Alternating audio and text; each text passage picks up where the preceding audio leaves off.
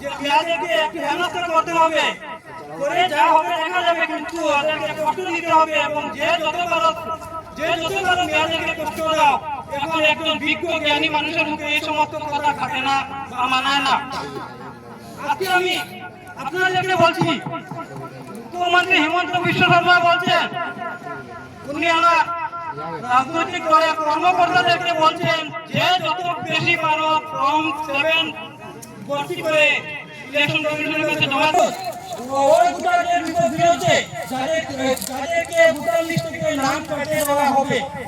তো আমাদের যে আমাদের যে পোলিং স্টেশন যেটা আছে, ওই পোলিং স্টেশনে আমরা লালপানি জিপি 99% মুসলিম অধ্যুষিত এবং 99% মুসলিম ভোটার, এবং এখানে বিজেপি আমাদের পিএসের যে ফর্ম 7 যেটা ফিল আপ করে দেওয়া হয়েছে, মুখ্যমন্ত্রীর নির্দেশ মতে ওনারা করেছেন, নিশ্চয় ওনারা করেছেন বা ওনাদের নাম উল্লেখ করে নাম লিখে দেওয়া হয়েছে, এবং যাতে ওনারা সঙ্গে সঙ্গে ঘরে আসতে পারে, ঘরে এসে কোনো ঝামেলার সম্মুখীন না হয়, সেই জন্য কিছু নিরীহ মানুষের নামও কমপ্লেনার হিসাবে লিখে দিয়ে এসেছেন ওনারা।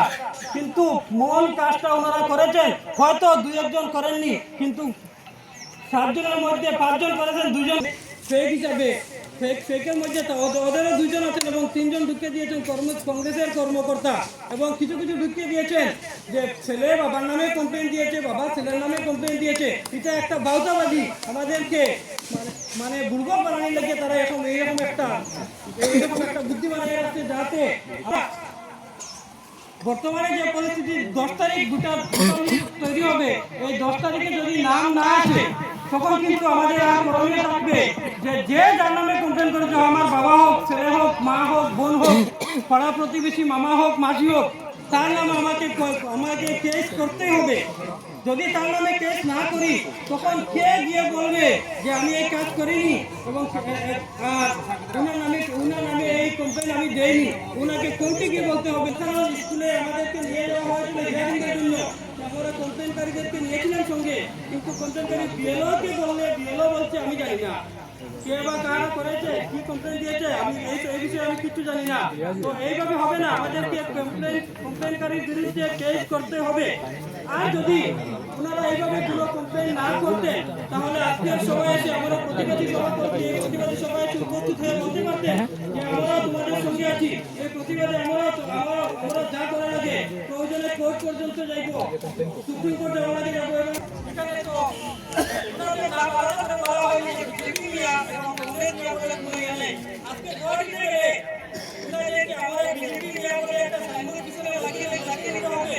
নতুবা ভোট রাজনীতি যারা আছে, যারা বিজেপি কর্মকর্তা ভোট যারা আছে, ওনারা যেগুলো আমাদের কথাবার্তার মাধ্যমে বাংলাদেশি এবং নাম যেগুলো যে একটা নামের সঙ্গে মিলিয়ে রাখে টাকা বাড়া দিবে ছিল। আজকে এই সময়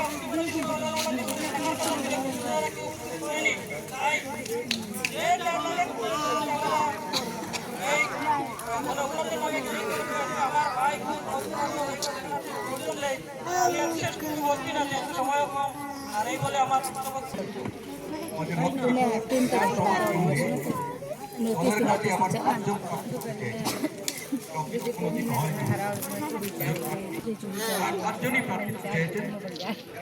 Mapangla mahira, acumbo di acumbo di sila ko tan. Acumbo di ko din arah di ko. Hindi le ko muslim mathai tau ra ini adu gi wari ni ta. Ito ni ay na may ko na ro di na ko. Mamang ka ko di ade.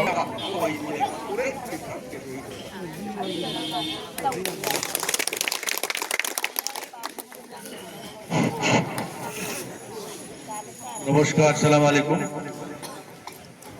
আজকের এই সভা মাননীয় সভাপতি মহাশয়, মঞ্চে উপস্থিত নেতৃবৃন্দ, এই অঞ্চলের মুরব্বী মা বোনেরা, যুবক ভাইরা এবং পঞ্চায়েতের প্রতিনিধিরা, আপনারা অনেক দেরি হয়ে গেছে, অনেক কথা শুনলেন। আমি সংক্ষিপ্তভাবে 2-4টা কথা মণিপুরি ভাষাতেও বলবো। ওনার বক্তব্য কি সেটা তো আপনারা শুনলেন। চিফ মিনিস্টারের মনে কি বলছে সেটাও জানা দরকার। ওনার মনে মনে বলছে আমি তো মুখ্যমন্ত্রী, আপনারা হলেন মূর্খ মিয়া। আমি আপনাদেরকে বলি যে আপনার ভাই আপনার এগেনস্টে কমপ্লেইন করবে, আপনারা খুশি হন। আমি বলি আমাদের অফিসে আপনারা আসবেন না, আমরা সেই অফিসে চলে যাব। আমাদের সতর্ক হওয়া দরকার।